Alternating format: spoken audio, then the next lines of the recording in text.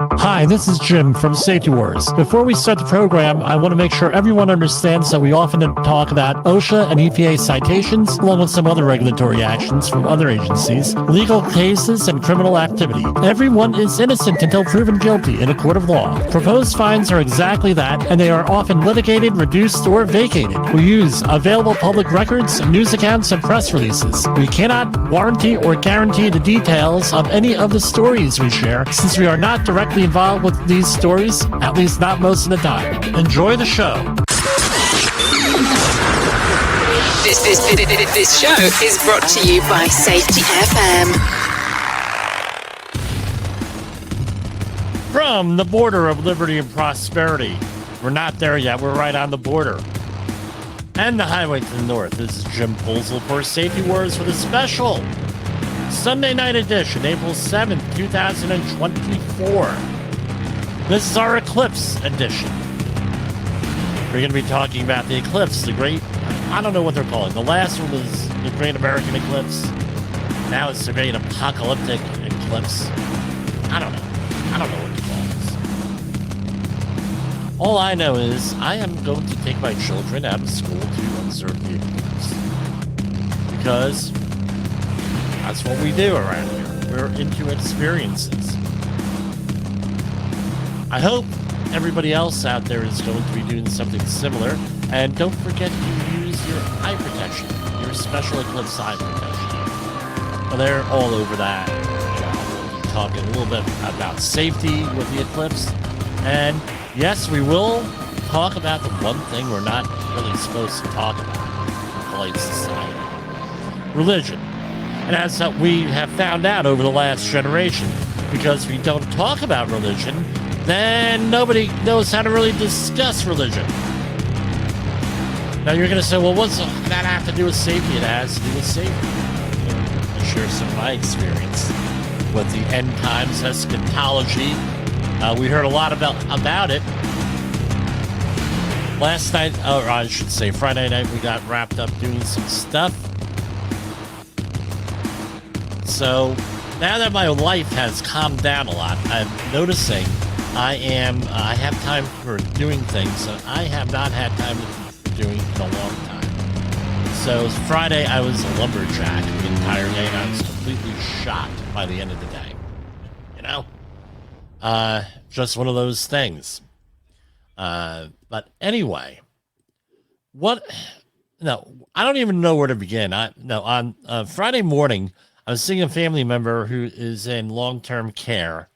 And on the way there, I was driving in northern New Jersey, and it came on the radio, on all of the AM radio, because, AM, FM, the AM always beats FM when it comes to reporting on emergencies, because that's the official network that normally the government uses, emergency broadcast system and everything else. But strangely enough, and alarmingly, in my opinion at least, AM radio is being phased out because of interference from all the other devices like Bluetooth. You got iHeart. It's one of them. Now, we broadcast on iHeart here in their podcast network.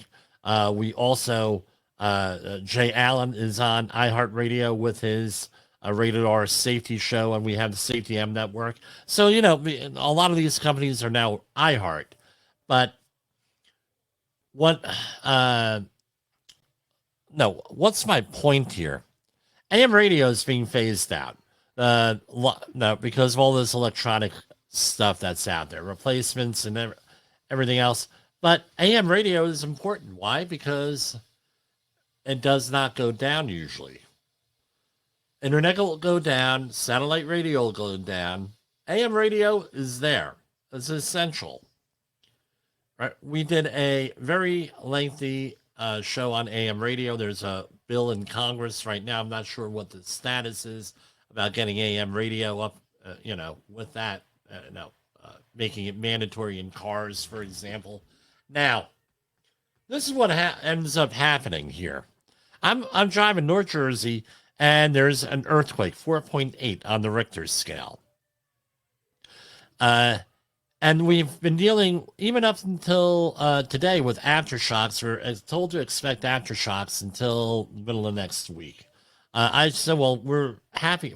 Let's be happy that wasn't a forest shock, right? Now, in the Northeast, we're not really prepared for earthquakes. It's really not on our mind. It's so back in 1990, 91, 92, in that area.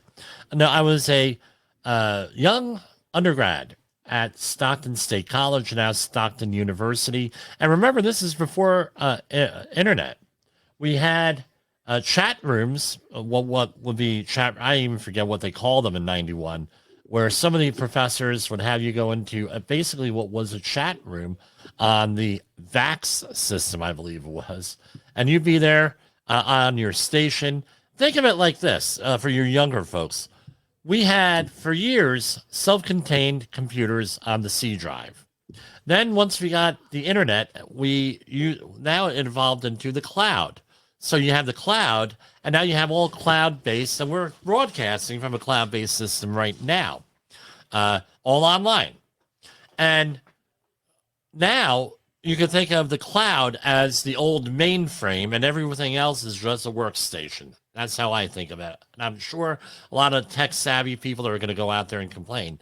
But, you would have chat rooms and people, and everything else. This was the beginning of this whole social media thing, and the forerunner of it.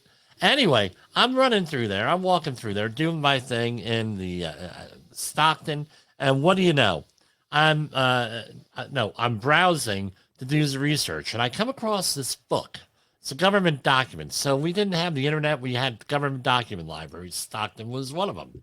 And I pull out a book, and it says Earthquakes of New Jersey. And it had years and years and years of records on earthquakes of New Jersey. And they were all basically around what we call the Lake of Patcong area.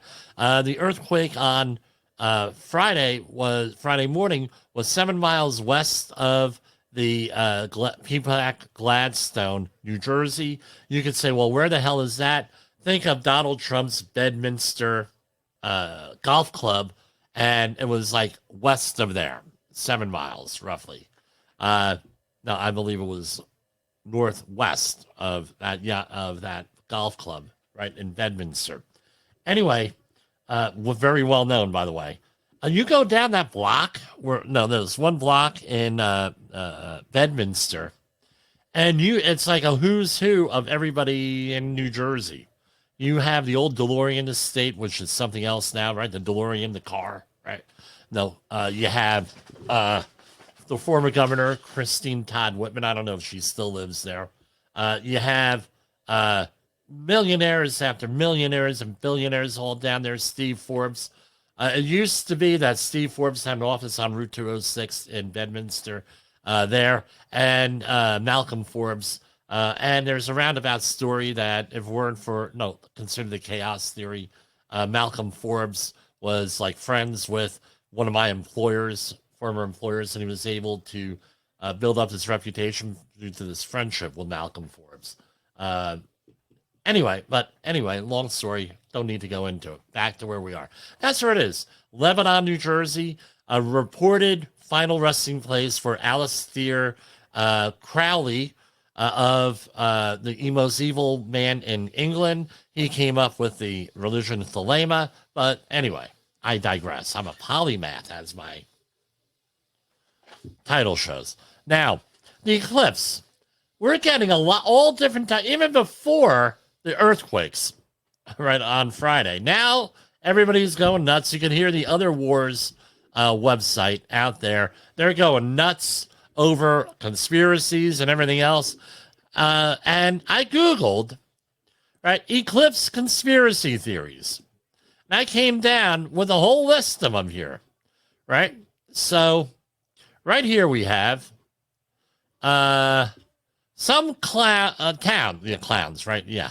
Sometimes the eclipse path has declared a state of emergency, but it's because everyone's going to these towns. And, the eclipse will not cause the collapse of power grids and communication system across the USA. Yeah, that's what we hear. The power grids are going to go. No, it is not a significant that 2020 will cross over 2017's eclipse path, right? A TikTok viewer with over 10 million views suggests that we should be suspicious that April 8th's eclipse path crosses the U.S. in the opposite direction in 2017 eclipse, making a big X over the U.S. This has never happened in the U.S. Well, last I checked, we've been here for like 4.5 billion years, the planet Earth. How the hell do you know? Come on. Get with it, people. Right? No, the eclipse is not passing over eight towns called Nineveh. If you're familiar with the Bible, right, you had Nineveh as one of the cities mentioned in there. I believe is Jonah and the whale, or the big fish, as I was corrected by Brother Vinny in the 9th grade. All right? It's... no, the earth is flat and, all this stuff is all this conspiracy. Now, I'm going to tell everybody to please take a chill pill here. Right? Now, and then the earthquakes hit. Oh, there's going to be earthquakes. Right here, let's see if I can do a share screen without fouling this up here. I'm going to share USGS, right? Because this is open source stuff here. And let's see here. Okay, this is the list of the latest earthquakes from the USGS here. Now, let's do this. All right. Yes, I know I'm small on here, right? But we'll go with it for a couple minutes. So here we have significant earthquakes in the past month. 3.8 in Gladstone. I felt that one. That's right by one of our listeners out there. Gloria used to live right in the epicenter of this eclipse, and this this earthquake. Literally, this was like right next to her house here in Gladstone. That was there. Then we had White House Station on Friday, which was also in New Jersey. All right.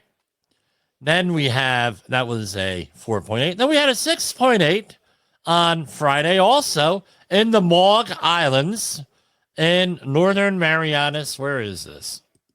Right here. That's Ventino. There. I think that's the Maud Islands there. All right. Yeah, Maud Islands, Northern Mariana Islands. That is, I believe, part of the United States. Don't quote me on that. That's like a protectorate or something like that. Belden, California, 4.4. Julian City on last Wednesday, 6.4. Julian City on April 2nd, 7.4. And we could go, and there's data going out all the way back for decades. Earthquakes are nothing new. They happen all the time, as I said, what I learned at Stockton State College of browsing books in the government documents section, looking for something else. Right? That happens. That's going to happen. Now, the eclipse. Right? So, all through history, people who were able to predict eclipses, they used it to their advantage, especially, I believe it was Columbus with on one of his voyages. He went and did this, right? So here we have the NASA website. Here, hold on eclipses. That show up? No, of course not. Hold on here. Stop sharing. Share screen.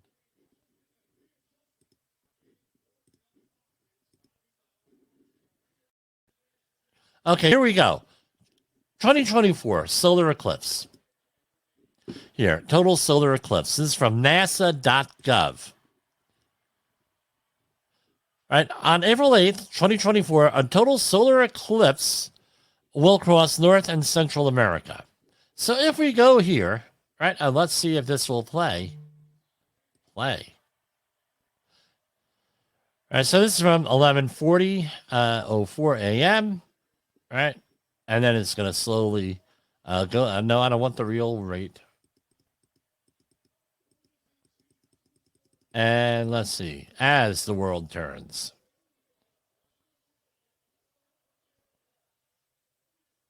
Right, and we see this here. Let's go again.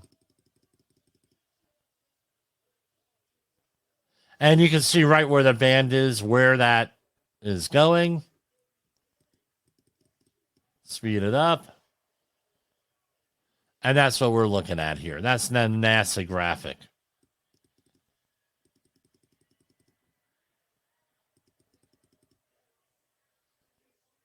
All right, so here's the shade coming over, and the shade coming over, and we're up here in New York, and we're going to be at like a 90% eclipse here in our area. So what's the point here? Eclipses have happened all the time. Just the way it is. We're not going to, again, no need for alarm. And I know some people are very upset that I'm going to say that, but I really don't care. I mean, that people are,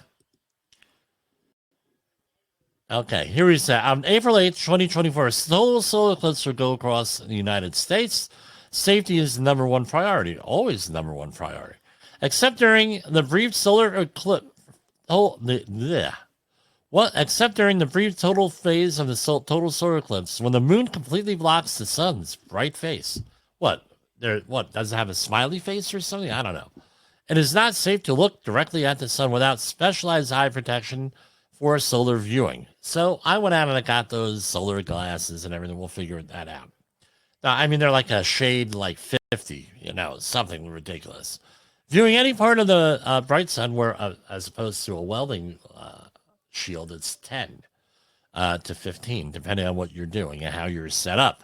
Right? Viewing any part of the bright sun through the camera lens, binoculars, or telescope without special purpose solar filters secured over the front of optics will instantly cause severe eye injury. You don't want this kind of eye injury. When watching the partial eclipse, when watching the partial phases of the solar eclipse directly with your eyes, which happens before and after totality, you must look through safe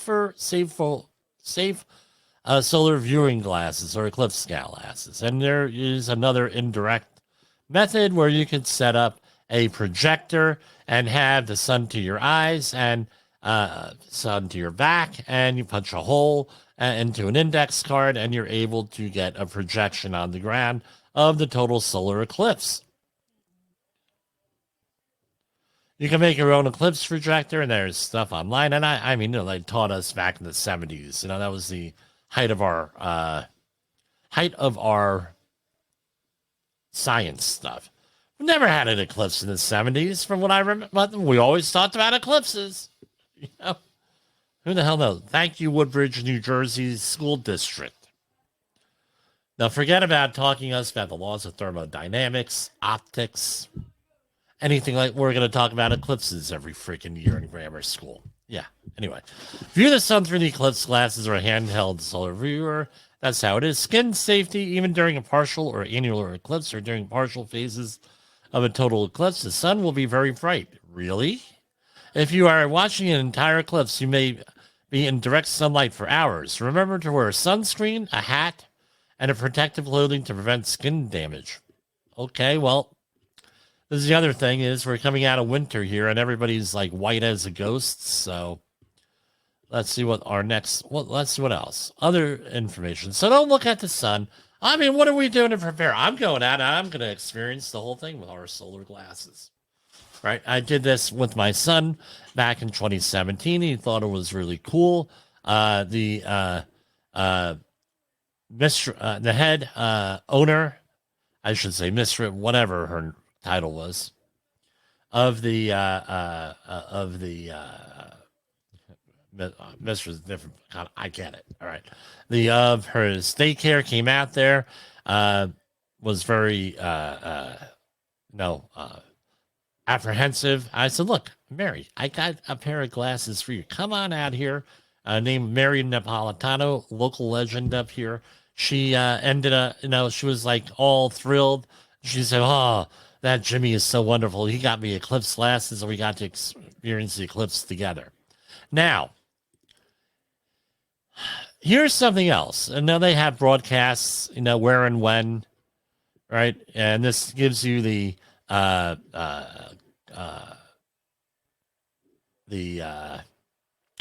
route of the eclipse through the United States and Mexico and into Canada, right? So pretty cool, right? So we're right over here in New York. We're going to be going probably up to Lake Champlain, which is this area, Burlington, Vermont, to get the full effect. We may just kiss, right, the edge of the eclipse over here. I believe this is Lake George. Am I correct? Yeah, Ticonderoga. So what I would like to do is, we go by Lake George, maybe go to the Star Trek Museum, right? How did you like my review of Discovery on last week? Going through. Now, every time, and that's what it is, you can go look. This is from the nasa.gov website.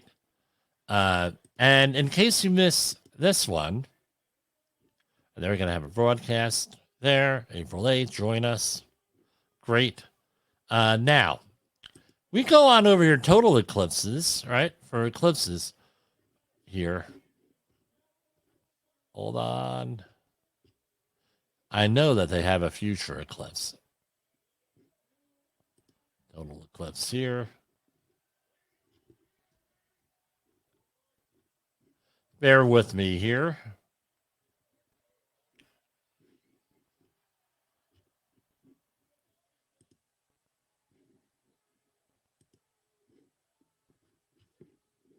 Okay, I'm going to stop sharing here, and we're going to go to future eclipse.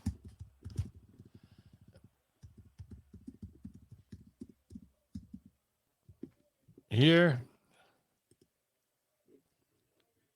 Okay, so let's go and share this again.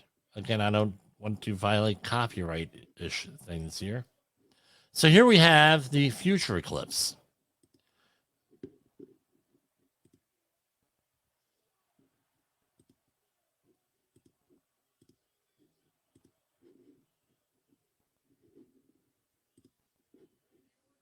Let's try that again.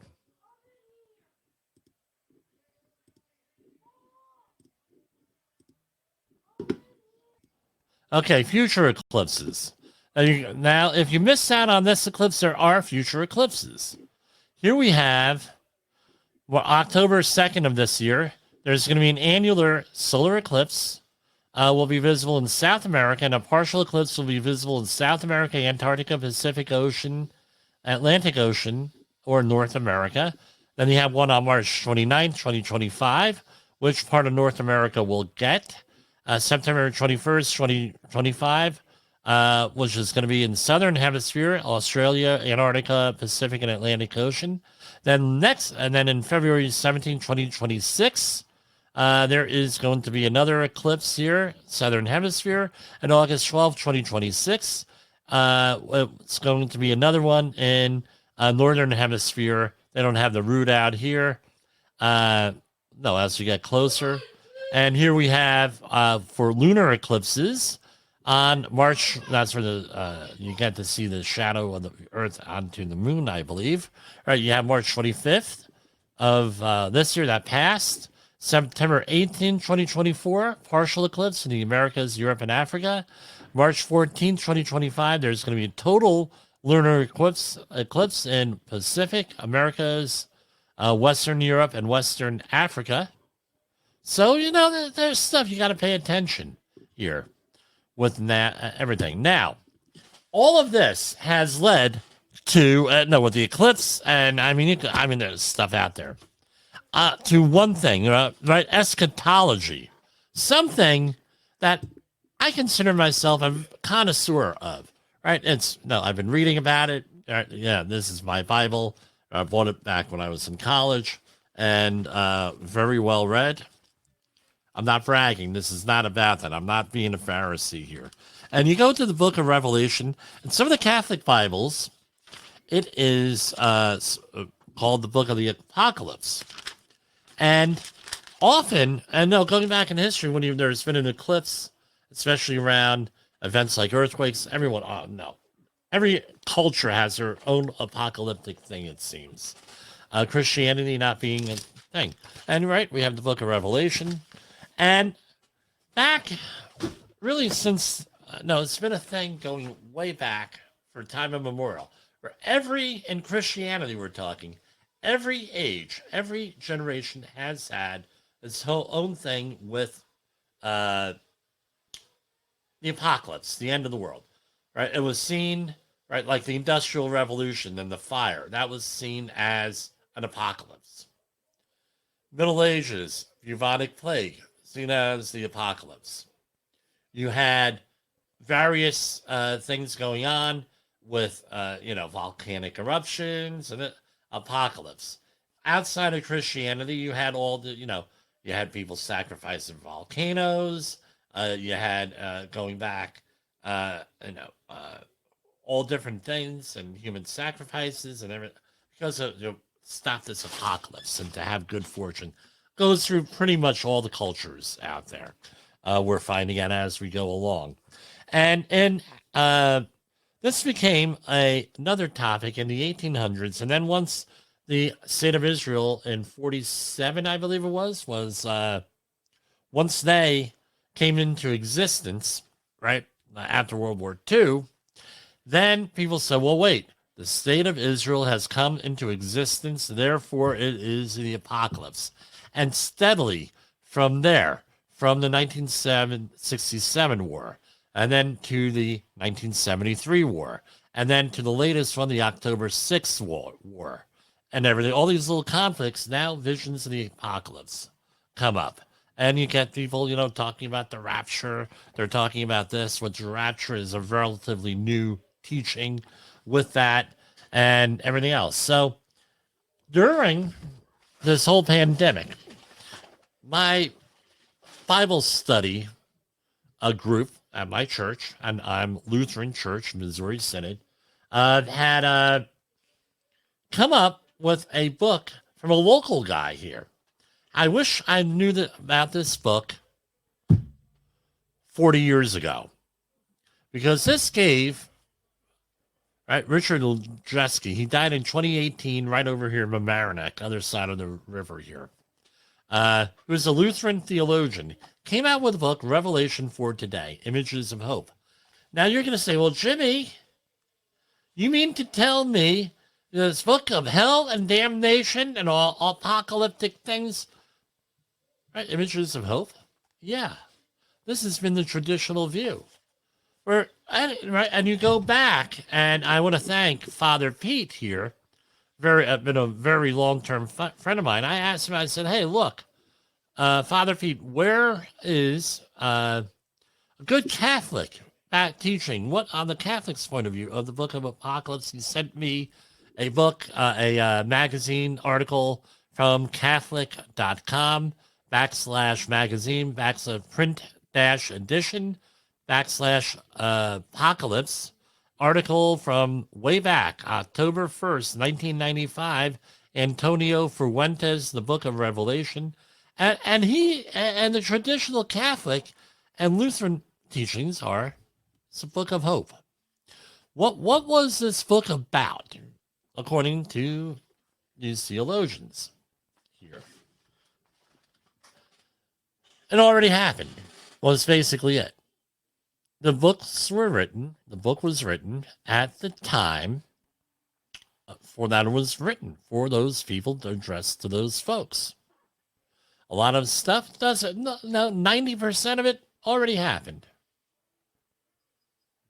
95. All this other stuff. But what has happened is, and I'm sorry, we have what is called disaster pornography in this country and in this world. Right? Now you're going to say, well, the guy who wrote a book on nuclear terrorism, yeah, well, you know what? In nuclear terrorism, I wrote about what was in the government documents on nuclear issues. I'm thumbing myself through another book on that right now, right, casually. What the government said, well, these are the nuclear issues. This is what we're likely to have.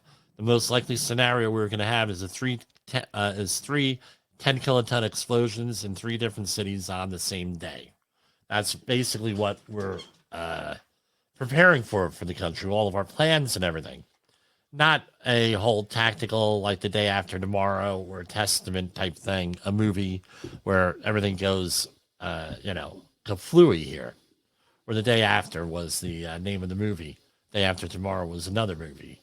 But anyway, all of this stuff has happened, and this disaster pornography really became popular in the 1960s, late 60s, late 70s, late 80s, all through there, through the Cold War, and everything else. And it's not healthy, and it's drawn away from the central message of the Bible, which is forgiveness, reconciliation, right? World peace, helping your neighbor. And well, Jim, what about the real big one? Yeah, God loves you, and his son died for your sins and atoned for them. That's what the book was about. Instead, we get on this, we're all of this other stuff, and we see what the effects are now. Now, every little blip, everybody's running. A lot of people are running. Oh. So what's going to happen with the eclipse tomorrow? A lot of traffic. I can guarantee that.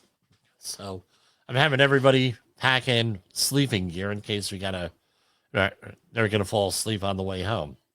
Right?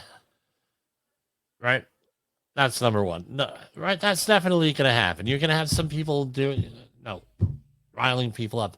I hope this was that was useful, because I tell you what, this book here was written, Revelation for Today, Images of Hope by Richard L.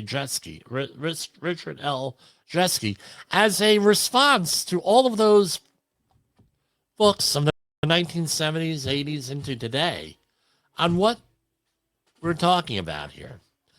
A song of hope, an image of hope, where we have God loves you and everything else that goes. That's what the book of Revelation is about.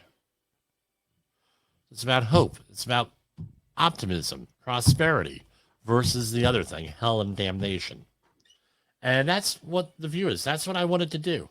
When you talk, that's part of the safety war here. Psychological safety. And everything else. And I know this got off track a little bit, rambling and everything else, but seriously, things are getting better. Our days ahead of us are better than the days behind us. I have a lot of hope in the future. Good things are coming. It may be a rough journey getting there, but things are going to turn around. Be optimistic, because optimism is at a premium nowadays. For Safety Wars, this is Jim Polzel. The views and opinions expressed on this podcast are those of the host and its guest and do not necessarily reflect the official policy or position of the company. Examples of analysis discussed within this podcast are only examples. They should not be utilized in the real world as the only solution available, as they are based only on very limited and dated open source information. Assumptions made within this analysis are not reflective of the position of the company. No part of this podcast may be reproduced, stored in a retrieval system, or transmitted in any form or by any means, mechanical, electronic, recording, or otherwise, without prior written permission of the creator of the podcast, Jay Allen.